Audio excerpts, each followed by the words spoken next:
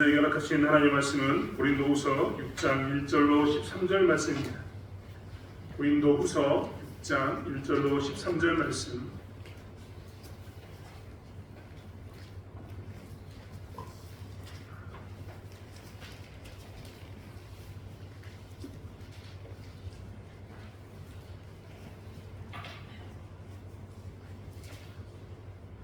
고린도후서 6장 1절로 13절 말씀을 찾으셨으면 한 목소리로 함께 합독하겠습니다.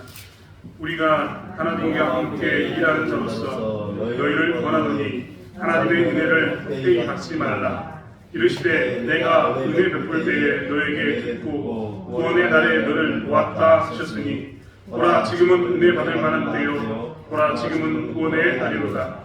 우리가 이 직분이 비방을 받지 않게 하려고 무엇이든지 아무에게도 거리키지 않게 하고 오직 모든 일에 하나님의 일꾼으로 자천하여 많이 견디는 것과 환난과 궁핍과 고난과 매맞음과 갇힘과 난동과 수고로움과 사지 못함과 먹지 못함 가운데에서도 깨끗함과 지식과 오래 참음과 자비와 성령의 강화와 거짓이 없는 사랑과 진리의 말씀과 하나님의 능력으로 그의 무기를 좌우에 가지고 영광과 인됨으로 그러했으며 악한 이름과 아름다운 이름으로 그러했느니라.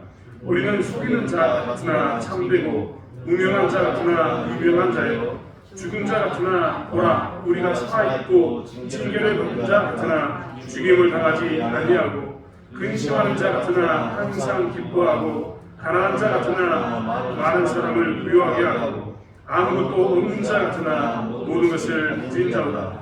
고린도인이여 너희를 향하여 우리의 입이 열리고 우리의 마음이 넓어졌으니 너희가 우리 안에서 좁아진 것이 아니라 오직 너희 심정에서 좁아진 것이니라. 내가 자네에게 말하듯 하노니 보답하는 것으로 너희도 마음을 넓혀라. 아멘.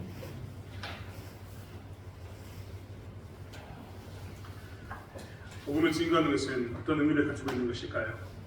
가끔 사도 바울을 보면 사도 바울에게 복음은 무엇인가를 꼭 생각해 보게 됩니다. 우리가 잘 알고 있는 것처럼 예수 그리스도 그분이 우리를 위해서 십자가에 못 박혀 죽으셨고 우리는 그의 핏값을 통해서 이제 예수를 나의 주로 고백하면 그가 죽으심으로 나의 죄값이 용서받았다는 것을 믿고 확신하며 고백하면 우리는 죄 용서함을 받습니다. 그것이 복음입니다. 사실 사도 바울에게는 이 복음이 어떤 의미였는지 늘 궁금합니다. 왜냐하면 복음을 전하기 위해서 그가 했던 행동들을 보면 그는 결코 이 복음의 은혜 가운데서 남들과 다른 그런 삶을 살았기 때문입니다. 우리와 같은 사람이 아니라 남들과 우리와 전혀 다른 그런 삶을 살았기 때문입니다. 그는 특별히 복음을 전하기 위해서 남들이 한 번도 하지 않았던 일, 복음을 전하는 선교사로서의 역할, 그냥 선교사가 아니라 정말 길이 없는 곳에 길을 만들고 정말 남들이 가기 싫어했던 그 길까지 가면서 그는 무엇을 했느냐? 무려 4번이나 복음을 전도했습니다. 역사학자 톨미의 말을 여러 번 제가 인용한 적이 있었는데요. 그가 탔던 배는 유럽을 향하는 첫 번째 복음을 들고 나갔던 그의 배는 유럽의 역사와 전 세계의 역사를 바꿨다라고 이야기할 만큼 위대한 일이었습니다. 하지만 반면에 그 위대한 일이라는 그 자체, 즉 한 번도 남들이 하지 않았던 그 일을 누가 했습니까? 사도 바울이 했습니다. 무려 4번이나 사도 바울은 그 일들을 행했습니다. 한 번이면 못 모르고 갈 수 있지 않습니까? 그렇지 않습니까? 내가 뭔가 잘 모르니까 가서 한번 해보겠다. 하지만 전라도 말로 연금을 보면 어떻게 합니까? 2번 다시 가지 않습니다. 제가 어디가 가면 선교지를 가면서 정말 안 가겠다 하는 곳이 없었는데 저는 정말 청년들과 함께 선교지를 갈 때마다 청년들이 저에게 오지 전문이라고 정말 차도 잘 안 들어가는 곳, 정말 고생스러운 것만 찾아서 가는 사람이기 때문에 청년들이 저에게 오지 전문이라고 목사님하고 순교하면 무조건 이상한 데만 간다고 이야기하는 사람이었는데 그런 저도 가기 싫은 곳이 딱 한 곳이 있습니다. 인도에 가면 첸나이라는 곳이 있는데 정말 가서 죽는 줄 알았습니다. 정말 제가 선교지 갔다 와서 다음에 6년 뒤에 꼭 가자라고 선교팀과 함께 이야기를 하거든요.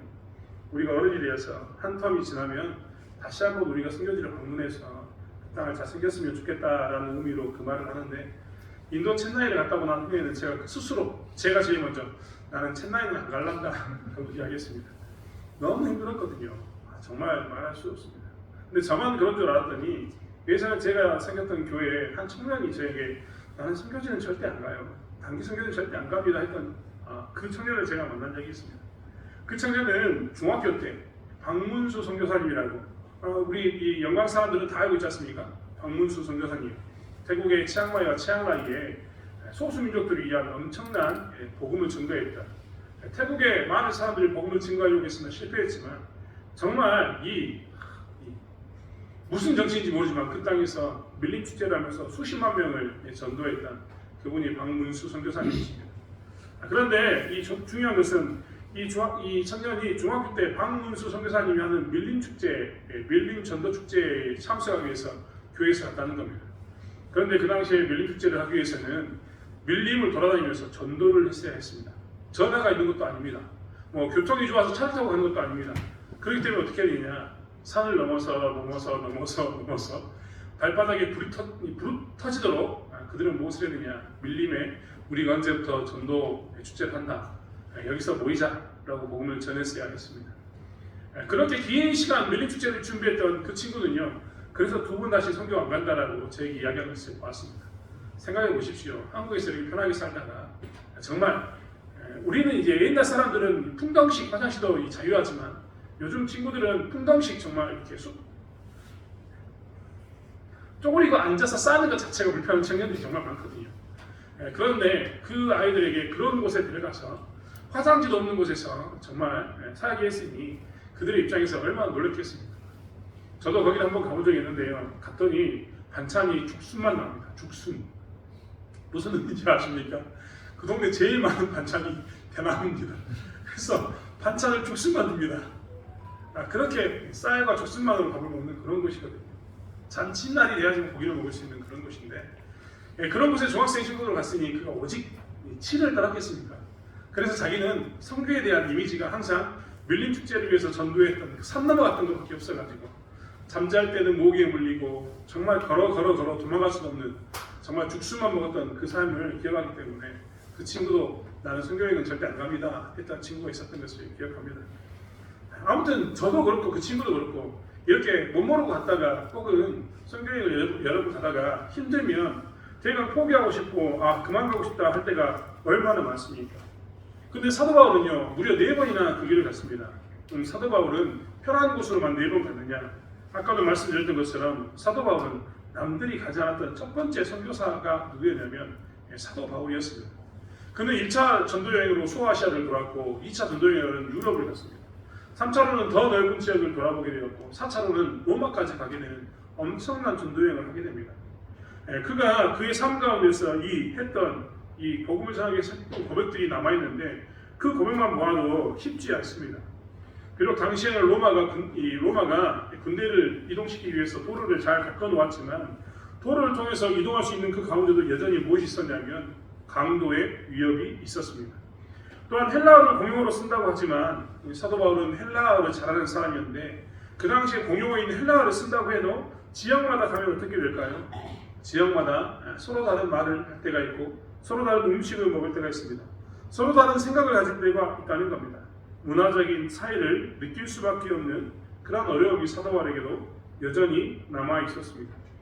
우리가 잘 알고 있는 것처럼 사도 바울은 자비랑 순교를 했다라고 이야기합니다. 여러분 사도 바울이 자비랑 순교를 한 것은 맞지만 자비랑 순교는 반강제적인 것이었습니다. 지금이야 우리가 이 교회 안에 선교사님들이 이 후원 편지를 보내고 후원해 주십시오라고 이야기하면 후원해 주지만 사도 바울은 처음부터 애시당초 선교사의 개념이 없었던 시대의 사람입니다.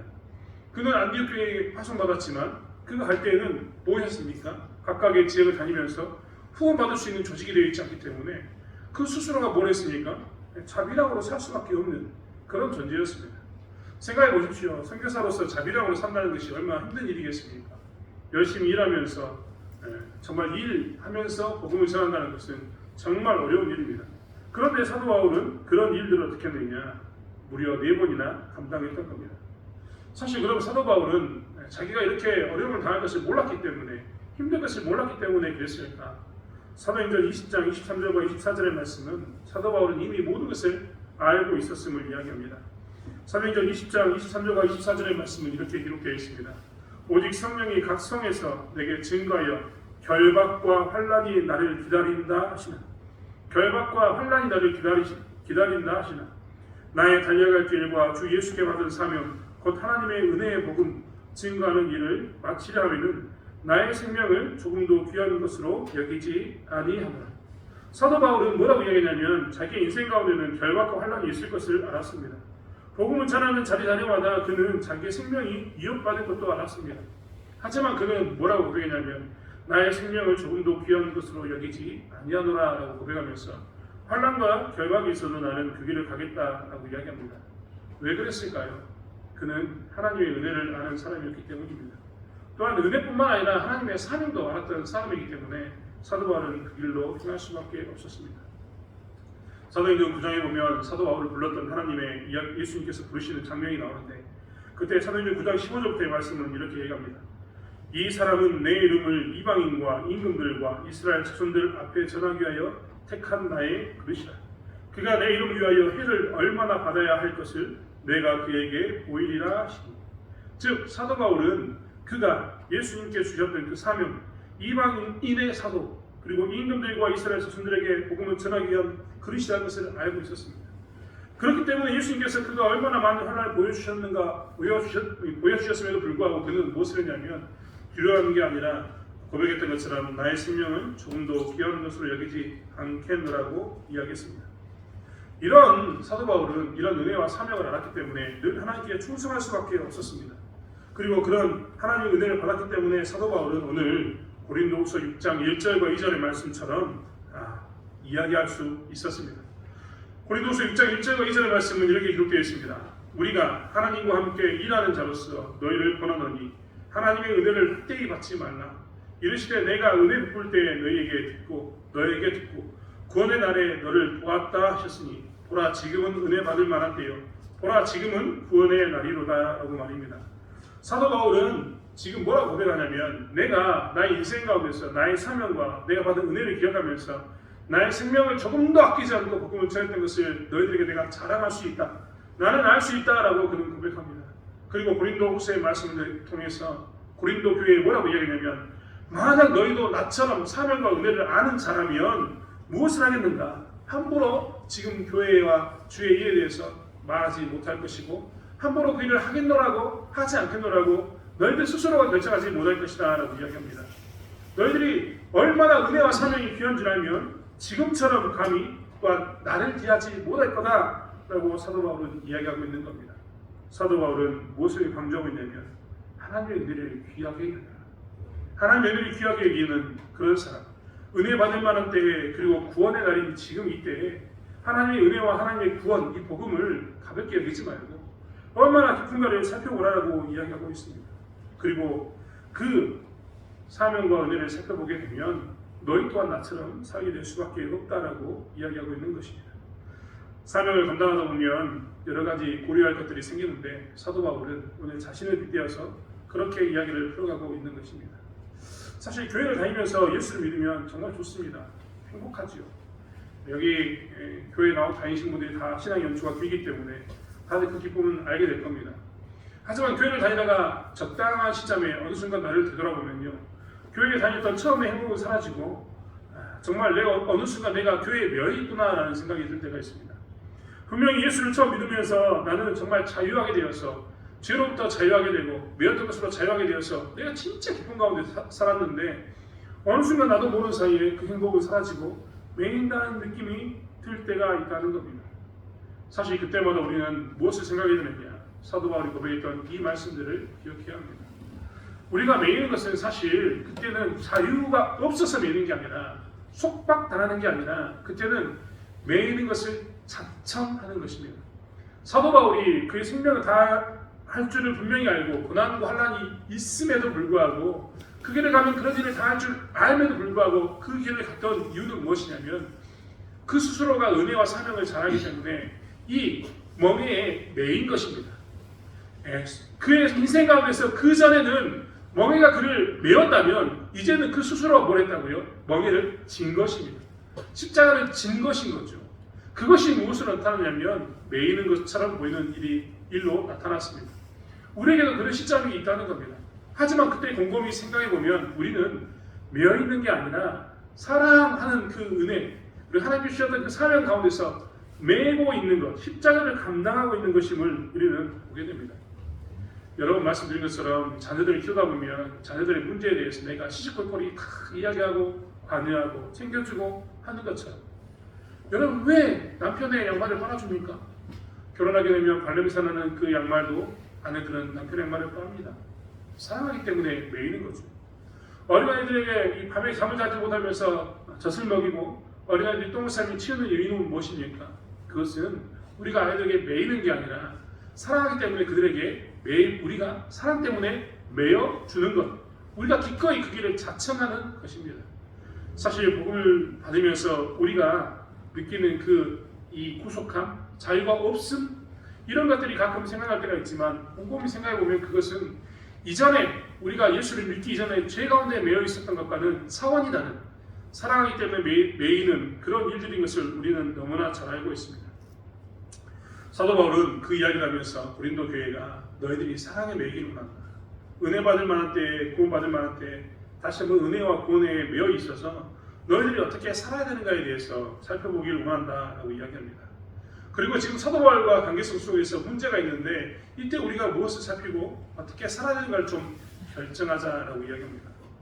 사도 바울은 복음을 위해서 자기가 산 인생을 통해서 무엇을 이야기하려고 하냐면 이 고린도 교회 사이에서 내가 복음을 위해서 얼마나 애쓰는 것을 너희가 알지 않느냐, 내가 복음을 위해서 얼마나 수고했는지 너희가 알지 않느냐, 그렇다면 내가 지금도 수고하고 있다는 것을 너희가 보기를 원한다라고 이야기하고 있습니다. 즉 사도 바울은 복음을 위해서 일관성 있게 살았는데 그 일관성을 너희들이 본다면 결코 내가 전하는 복음을 거짓이라 말할 수 없다라고 사도 바울은 이야기했던 겁니다. 그래서 사실 복음을 전하는 사람은 사도 바울처럼 항상 무엇을 가지고 살아야 되느냐, 일관성을 가지고 살아야 합니다. 일관성이라는 게 무엇입니까? 처음과 끝이 같다라는 말입니다.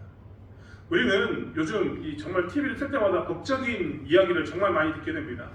그런데요, 법정에서 가장 중요한 것 중에 하나가 무엇이냐면 진술, 즉 그 사람이 했던 말이 일관성 있게 말하는 것입니다.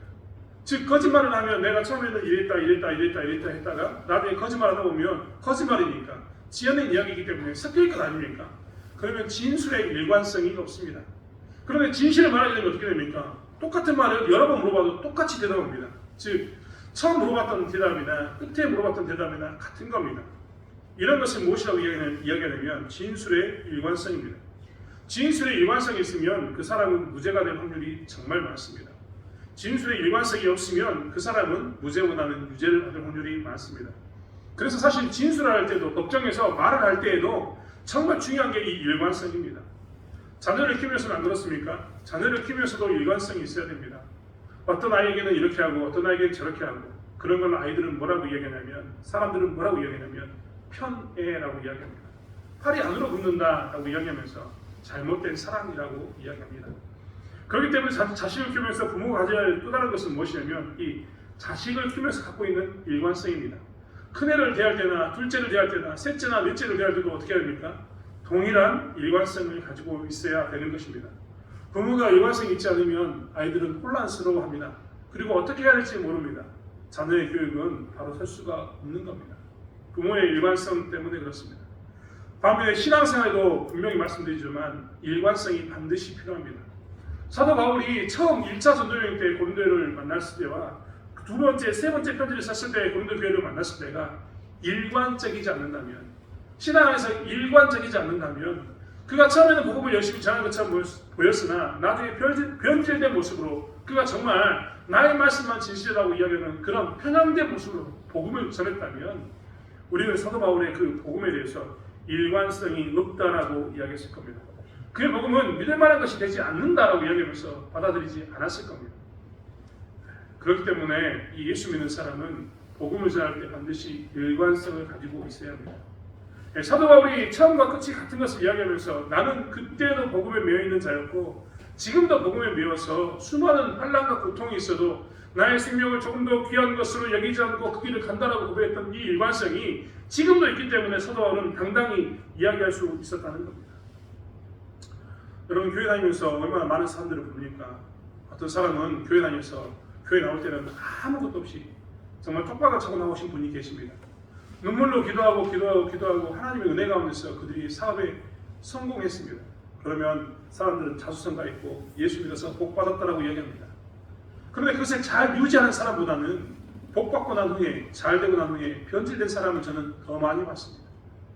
분명히 처음 교회 나올 때는 눈물을 흘리며 콧물을 흘리며 기도하면서 나는 하나님 없이는 못 산다고 이야기했는데 그가 어느 시점에 부자가 부요함이 그에게 찾아오니까 그는 하나님께 기도하지 않습니다. 처음에는 그렇게 기도했던 사람이 나중에는 기도하자고 이야기하면 기도하지 않고 얼마가 필요합니까? 라고 금액을 묻습니다.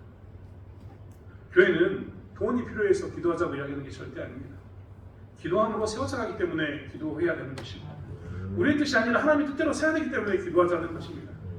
그런데 성공해서 변질되면 그렇게 돈으로 해결하려고 합니다. 사실 이런 사람만 있습니까? 어떤 사람은 교회 잘 다니다가 고난이 찾아오면 어려움 때문에 무너진 사람도 있습니다. 그는 고난이 찾아오면 이렇게 이야기합니다. 하나님이 어디 계십니까?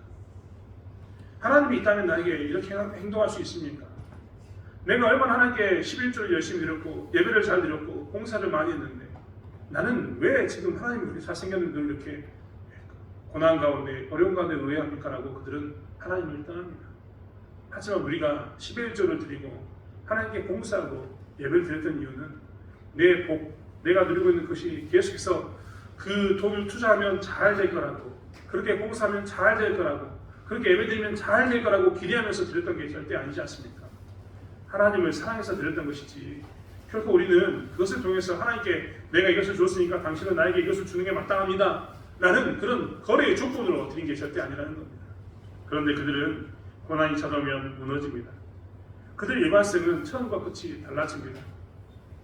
사실 신앙생활하면서도 이런 사람이 얼마나 많은지 모르겠습니다. 하지만 복음을 가진 자들은 일관성을 가져야 합니다. 사도 바울의 일관성을 한번 살펴볼까요? 4절부터 5절의 말씀을 한번 보면 사도 바울은 이렇게 이야기합니다. 오직 모든 일에 하나님의 일꾼으로서 자천하여 많이 견디는 것과 환난과 궁핍과 고난과 매맞음과 갇힘과 난동과 수고로움과 자지 못함과 먹지 못함 가운데서도 라고 말입니다. 그는 사실 굉장히 외적인 정말 외적으로 그의 삶 가운데서는 어려움이 정말 많은 인생이었습니다. 우리가 보기에는 그가 기도하면 귀신이 쫓겨나고 그가 수건을 던지면 사람이 살아나고 수많은 기적을 보기 때문에 사도 바울의 인생 가운데는 기적만 있을 거라고 생각하지만 사도 바울 스스로가 이야기하기를 나는 복음을 전하기 위해서 이런 많은 고난을 당했다라고 이야기합니다. 하지만 사도 바울은 이런 외적인 고난 가운데 그의 신앙이 변질되지 않습니다. 그는 그때도 신앙이 일관적으로 있습니다. 사도 바울은 그것만 했습니까? 사도 바울은 그것 외에도 그 스스로 자발적으로 자기의 찾아오는 모든 것들에 대해서 견디었습니다. 여러분 오저에 있는 수고로움과 자지 못함과 먹지 못함 이런 것들이 다 무엇입니까? 내 스스로가 그것을 인내하고 견딘 것입니다. 나에게 찾아왔던 그 어려움에 대해서 나는 이 어려움이 어렵다라고 이야기하면서 포기해버린 게 아니라 그 스스로가 자발적으로 그 스스로가 결정해서 견디었던 것입니다. 그래서 밤에는 전하고 낮에는 일하는 자비랑 선교사가 되었고 먹을 양식이 거의 없었고 이따위도 먹을 시간이 없었던 그 삶을 그는 스스로가 선택했고 데살로니가에서는 밤낮 일함으로써 자지 못하는 그런 삶을 살았음에도 불구하고 복음을 전하는 일관성을 가졌던 겁니다. 사도 바울은 그렇게 이야기합니다. 즉 나는 복음을 전하기 위해서 일관성을 가지고 너희에게 대하지 않았느냐. 너희들이 나의 복음이 의심스럽다면 나의 복음에 대해서 의심을 갖게 된다면 나의 일관성을 살펴보라. 내가 처음 전했던 복음과 지금의 사는 복음이 바뀌었는가? 혹은 내가 처음 복음을 전했던 나의 삶의 태도와 지금의 태도가 바뀌었는가를 너희들이 살펴보길 원한다라고 이야기합니다. 그리고 사도 바울은 나의 일관성을 봤다면 너희들이 나와의 관계를 풀고 너희들이 복음 안에서 너희들 또한 구원받을 만한 때, 은혜 받을 만한 때 이 일관적인 이 은혜, 이 삶을 살기를 원한다라고 이야기하고 있는 것을 보게 됩니다. 사랑하는 성도 여러분, 저희 또한 사도 바울의 이 고백처럼 우리가 일관성 있는 신앙생활을 하기를 원합니다. 예수 믿다 보면 가끔 어려움이 찾아오기도 하고 예수 믿다 보면 성공하기도 합니다. 성공했다고 변질되는 게 아니라 어려움이 찾아왔다고 해서 하나님을 떠나는 것이 아니라 그럼에도 불구하고 사도 바울이 고백했던 것처럼 나는 기꺼이 그것을 감당하고 내가 나의 십자가를 향해서 나의 생명이 없어지는 것을 결코 마다하지 않겠노라고 고백해 나가는 삶을 살아가는 저와 여러분이 되길 원합니다. 사도 바울은 또한 그의 사역 가운데 무엇을 이야기하냐면 나는 나의 동기가 얼마나 순수했는가 너희들이 살펴보길 원한다라고 이야기합니다. 사도 바울은 오늘 본문을 통해서 자기 사역의 특성들을 이야기합니다. 어떻게 자기가 사역을 했는가 이 이야기를 하고 있다는 겁니다. 6절과 7절의 말씀을 보시겠습니까? 6절과 7절의 말씀을 보면 깨끗함과 지식과 오래 참음과 자비함과 성령의 감화와 거짓이 없는 사랑과 진리의 말씀과 하나님의 능력으로 의의 무기를 좌우에 가지고 라고 표현합니다. 그는 뭐라고 이야기하냐면 나는 복음을 전하기 위해서 얼마나 순수한 동기로 어떤 모습으로 전했는가를 이야기하고 있습니다. 여기서 깨끗함이라는 것은 순수함을 이야기합니다. 그의 성적인 결백뿐만 아니라 삶의 결백을 이야기하고 있습니다. 또한 여기서 말하는 지식이라는 것은 그가 신학적인 문제들에 대한 이론만을 가지고 있었다는 게 아니라 하나님의 뜻에 대한 깊은 이해가 있어서 그 이해를 가지고 너에게 복음을 전했다. 여기서 말하는 오래 참음이라는 것은 다른 사람을 참아내고 기꺼이 놀림당할 수 있는 자질. 그가 복음을 전할 때마다 수많은 사람들이 조롱하고 심지어는 쫓아서 죽이려고도 했지만 그것을 참아내는 그런 모습 가운데 있었다라고 이야기합니다. 성령의 강화를 이야기할 때도 성령의 권능으로 나의 필요를 채우고 싶은 것이 보통 사람들의 마음인데 사도 바울은 무엇을 했다고 이야기하냐면 성령의 권능으로 나의 욕구를 채우기 위해서 내가 기도하는 게 아니라 너희들의 욕구를 너희들을 돌보는데 복음을 전하는데 채웠다라고 이야기합니다. 거짓 없는 사랑이라고 이야기하면서 예수님이 보여주신 십자가의 사랑을 자신의 삶에서 보여주려고 그는 노력했다는 것을 계속해서 이야기하고 있습니다. 그의 신앙 가운데서는 오직 이렇게 예수 그리스도의 사랑을 전하기 위한 이 정결함과 깨달음 그리고 성령의 충만한 성령의 감화들을 가지고 살았던 것을 이야기합니다. 사도 바울은 바로 이것을 이야기하고 있습니다. 나는 이렇게 너희들에게 복음을 전했다. 내가 너희들에게 요구할 것이 없어서가 아니라 나 또한 이 사역자로서 너희들에게 마땅히 먹을 것을 요구하고 나의 터전을 요구할 수 있지만 나는 그런 것들을 다 내려놓고 무엇만을 보기로 원했냐면 너희들이 내 안에서 복음만을 보기로 원했기에 복음만을 듣기로 원했다라고 이야기합니다. 그렇기 때문에 이러한 모습 가운데 나는 너희들에게 복음을 전해노라고 사도 바울은 이야기합니다. 당시의 사람들은 전도팀을 이용해서 단기간에 수익을 올렸습니다. 이 말이 참 이해가 되지 않습니다. 어떻게 전도팀이 단기간에 수익을 올릴까? 오래전 이야기입니다만 저희 아버님이 저에게 예전에 한번 이야기한 적이 있습니다. 제 아버님 친구분 중에 장사에 아주 능하신 분이 계시는데 그분이 큰 돈을 벌었다는 겁니다. 그럼 어떻게 큰 돈을 벌었느냐? 시골의 조용한 골짜기에 암자를 하나 지었습니다. 소위 말하는 무슨 암이라는 것을 만들었죠. 그리고 그 암자를 만들어서 점도 봐주고 보는 사람들에게 굿도 해주고 심지어는 예불도 드렸습니다. 그래서 그는 그 암자에 들어있던 소위 말하는 그 우리로 말하면 헌금함, 불전함함에 있는 모든 금액을 그 아버지 친구분이 그 수입을 가지고 정리했고 그 수입을 가지고 어떻게 했냐면 그 돈을 가지고 이 소위 말하는 보살에게 월급을 주면서 그런 일을 했던 겁니다. 그 아버지 친구분이 제 아버님에게 했던 이야기가 그런 이야기였습니다. 야 너도 고생하지 말고 나처럼 암자나 진짜 한마디면 암자 있는 목사를 보냈습니다. 그런데 아무튼 그랬다는 겁니다. 이런 일들이 그 당시에도 비일비재했습니다. 종교의 이름으로 돈을 벌어먹는 종교의 이름으로 돈 버는 게 급급한 사람들이 있었다는 겁니다. 그런데 사도 바울은 그런 모습으로 복음을 전하면서 나는 돈을 벌기 위해서 단기간의 수익을 위해서 명예를 높이기 위해서 이곳에 오지 않았다라고 이야기하면서 깨끗함과 지식과 오래 참음과 성령의 감화와 거짓 없는 사랑을 계속해서 이야기합니다. 그의 동기가 얼마나 순수했는가를 계속해서 이야기하고 있다는 겁니다. 사실 교회도 이러한 가운데 있어야 합니다. 교회가 정말 교회다워지는 것은 복음 안에서 순수했을 때입니다. 정말 이 복음 안에서 순수하는 것이 정말 어렵습니다. 오늘날 많은 대형 교회들이 전도 축제를 합니다. 해야죠. 전도해야죠. 당연히 해야 합니다. 그런데 전도 축제가 언제부터 변질되었습니다. 제가 듣는 이야기로도 많은 사람들은 이번 전도 때 3명씩 데려옵시다, 전도합시다라고 이야기하면 3명을 데려오긴 데려와야 되고 데려오지 못하니까 뭐라고 이야기하냐면 그들은 돈을 주고 삽니다. 사람을 사는 일들이 교회 안에 나타나기 시작했던 겁니다. 정말 안타까운 일입니다. 물론 한편으로는 좋은 생각일 수 있습니다. 안 믿는 사람을 교회 나오게 해서 그 돈을 주고 알바하듯이 스물에 내서 복음을 듣게 하겠다. 이런 의도라면 나름 이해가 됩니다. 하지만 많은 교회들이 주변에 다니면 교회 잘 다니고 있는 사람마저도 불러다가 우리 교회 한번 가보자. 우리 교회 오면 내가 어떻게 하겠다라는 말을 하는 것을 보게 됩니다. 이런 것은 복음의 순수성과는 거리가 먼 모습입니다. 교회는 어떻게 살아야 되는가? 사도 바울이 이야기했던 것처럼 이 복음의 순수성을 가지고 복음을 전해야 합니다. 우리는 2023년도 예배하고 회복하는 교회를 꿈꿉니다. 예배하고 회복하는 것은 우리에게만 해당되는 게 절대 아닙니다. 이 지역에 있는 많은 사람들에게도 해당되는 말입니다. 이런 말을 할 때마다 우리는 부담스럽기도 할 것입니다. 하지만 그때마다 우리가 우리 안에 있는 복음을 다시 한번 사도 바울처럼 가다듬는 시간을 살펴보길 원합니다. 나의 복음은 진짜 순수할까?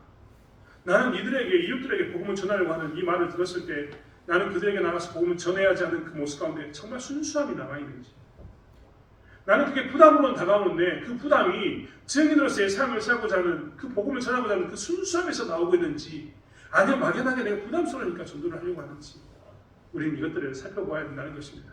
그리고 우리 안에 있어서 이런 말이 들을 때마다 우리는 무엇을 점검해야 되냐면, 나의 복음은 순수한가? 나는 정말 내 옆에 있는 그 사람이 교회 나오길 바라는 이 모습이 정말 그가 예수 믿기를 바라는 그 한 사람 때문에 있는가?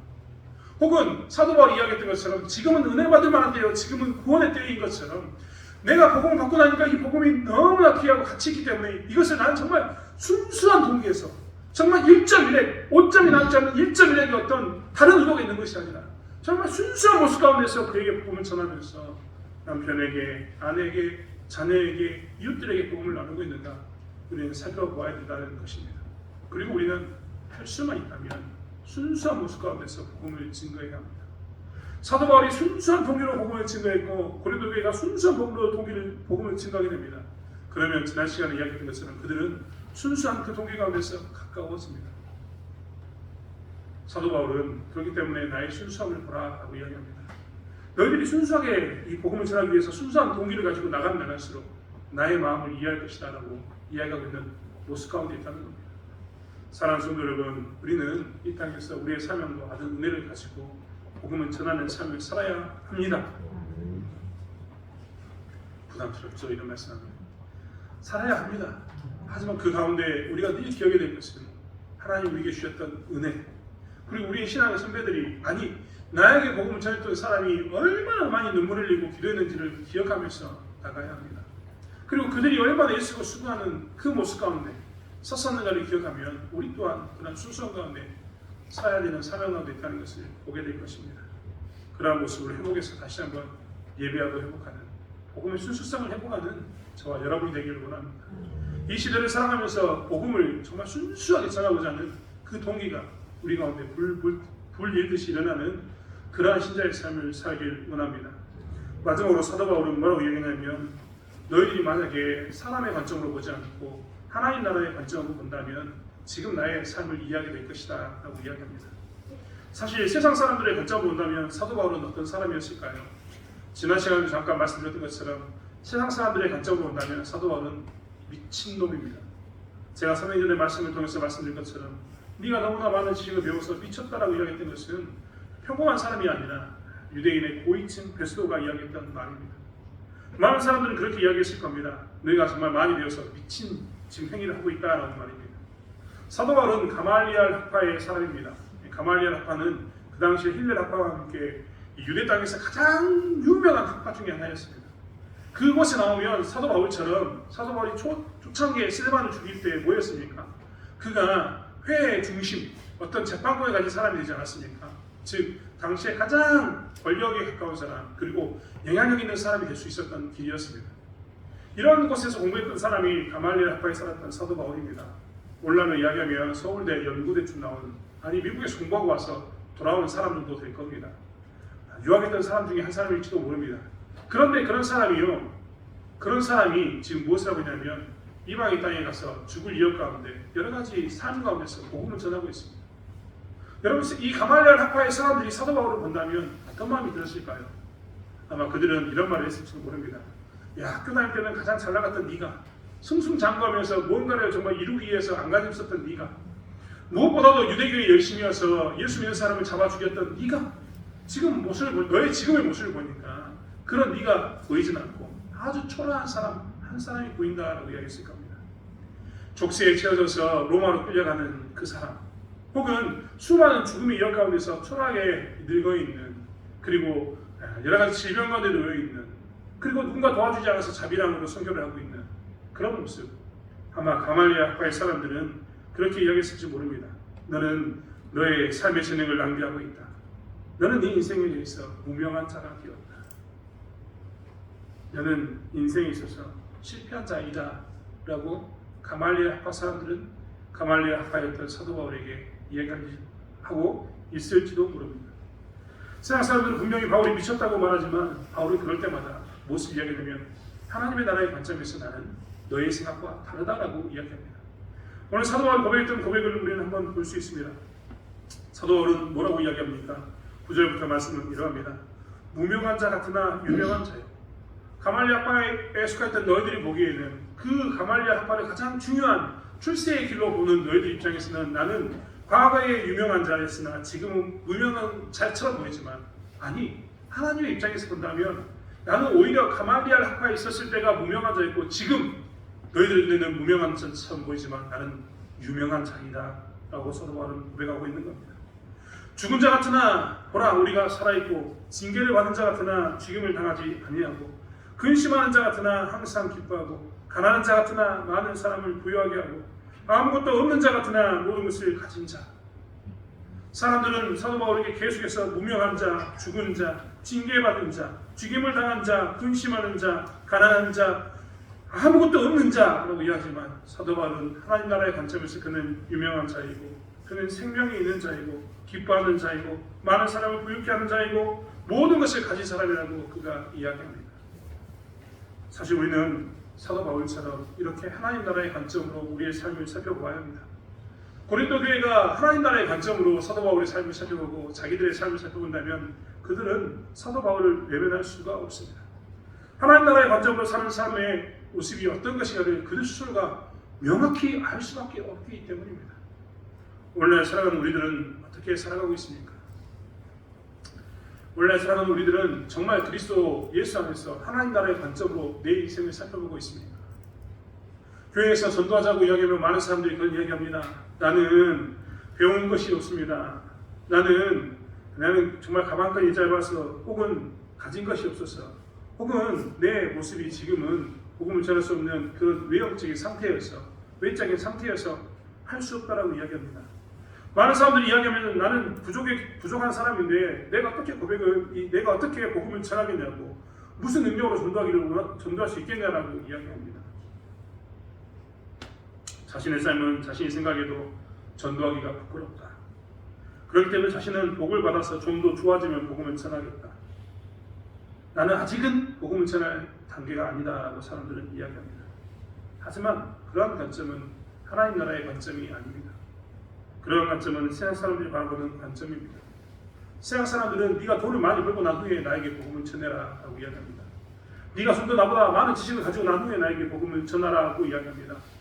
네가 좀 더 많은 권력을 쥐고 난 후에, 출세하고 난 후에 나에게 복음을 전하라고 이야기합니다. 나는 서울대 나온 사람인데 너는 지방대 나와가지고 무슨 복음을 전하느냐. 나는 서울에서 유명한 곳에 학교에 출신인데 그렇게 가방끈이 긴 사람인데 너같이 배우지 못한 사람이 나에게 어떻게 복음을 전하겠냐라고, 너의 복음을 믿지 않겠다라고 얘기할지도 모릅니다. 하지만 그것은 세상의 관점입니다. 그 세상의 관점이 우리 가운데 있어서는 절대 되지 않습니다. 우리는 말씀드린 것처럼 하나님 나라의 관점으로 우리를 봐야 합니다. 우리가 전하려고 하는 것은 가방끈이 아닙니다. 우리가 전하려고 하는 것은 돈 많이 버는 법이 아닙니다. 우리가 전하려고 하는 것은 출세하는 법도 아닙니다. 우리가 전하려고 하는 것은 권위 있는 것도 아닙니다. 건강을 갖고자 하는 법도 아닙니다. 우리가 전하고자 하는 것은 오직 예수 그리스도의 복음입니다. 그리고 복음을 가진 자로서 우리는 죽음 위에 삶이 있다는 것을 알기 때문에 우리는 죽음 위에 풍요로움을 누구에게 전하느냐? 믿지 않는 자들에게 전하는 사명자로서 서 있는 것입니다. 자꾸 세상을 강조하다 보니까 우리가 하나님을 믿음에도 불구하고 세상 앞에서 작아지고 쪼그라드는 모습 가운데 서 있는데, 사실 우리는 그럴 때마다 하나님 나라의 관점으로 살펴보면서 우리의 인생을 찾아 나가야 합니다. 그리고 하나님 나라의 관점으로 이 땅에서 나의 삶을 되돌아보면서 우리는 유명한 자가 되어서, 생명을 주는 자가 되어서, 기뻐하는 자가 되어서, 모든 것을 가진 자가 되어서 복음을 전하는 삶을 살아야 되는 것이 우리의 모습인 것을 믿습니다. 사랑하는 성도 여러분, 우리는 하나님 안에서 유명한 자이고 하나님 안에서 생명을 사는 자이며 하나님 안에서 기뻐하는 자이고 하나님 안에서 모든 것을 가진 자임을 다시 한번 고백하는 저와 여러분이 되기를 원합니다. 그리고 그 고백 가운데서 우리가 다시 한번 하나님 나라의 관점을 가지고 세상에 나가서 외치고 전하는 삶을 살아가는 저와 여러분이 되길 원합니다. 사도 바울은 이런 관점을 가지면 너희도 나를 알아볼 수 있을 것이다 라고 이야기합니다. 우리 또한 이렇게 하나님 나라의 관점을 가지고 예수 그리스도의 사랑을 더욱더 확증하는 가운데 서기 원합니다. 그리고 이런 하나님 나라의 관점을 가지고 복음을 전하며 나갔던 우리의 선배들의 뒷길을 쫓아가는 그것에 대해서 기꺼이 그 바톤을 움켜쥔 것에 대해서 즐거워하고 기뻐하는 신앙의 이 경주자, 신앙의 바톤을 이어가는 책임자가 되는 다음세대가 되는 저와 여러분이 되길 원합니다. 사도 바울은 하나님의 사역자로서 이렇게 살았다라고 이야기하면서 고린도 교회가 이러한 자신의 삶을 바라보기를 원했습니다. 하나님 나라의 관점으로 세상을 바라보는 그의 시선을 담기를 원했고 하나님의 복음을 전하기 위해서 얼마나 순수하게 전했는가를 보기를 원했습니다. 그리고 그가 얼마나 신앙 안에서 일관성 있게 그의 신앙을 지켰는지를 살펴보기를 원했습니다. 우리 또한 이러한 삶을 살아가기 원합니다. 그리고 이러한 모습 가운데서 다시 한번 신자로서의 삶을 회복하고 교회를 세워가고 하나님 나라를 세워가는 저와 여러분이 되길 원합니다. 기도하겠습니다. 하나님, 바울이 당한 역경을 보면 사람들은 그에게 미쳤다라고 하는 말이 옳다라고 이야기했을 것입니다. 바울이 당하는 삶을 보게 되면 그가 예수 믿고 나더니 인생이 망했다라는 말을 했을지도 모릅니다. 하지만 우리는 다시 한번 보게 됩니다. 하나님의 눈으로 복음을 전한 자의 삶이 얼마나 존귀한지, 은혜를 가지고 구원을 가지고 전하는 그 자의 사명이 얼마나 존귀한지를 보게 됩니다. 특별히 또 아버지 하나님, 그렇게 복음을 전하는 그들, 그 모습을 쫓아갔을 때 우리 삶 가운데서도 더욱더 신앙이 든든해지고 정말 남들이 알지 못했던 기쁨 가운데 서게 되는 것을 또한 우리는 보게 됩니다.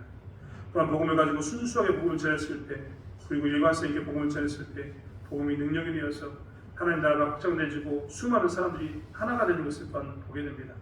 우리가 그 일에 동참할 수 있도록 도와주시고 그리스도 예수를 머리로 한 교회가 되는, 시공을 뛰어넘어서 그리스도 예수를 머리로 한 교회가 되는 그 은혜 가운데 서게 하여 주시옵소서.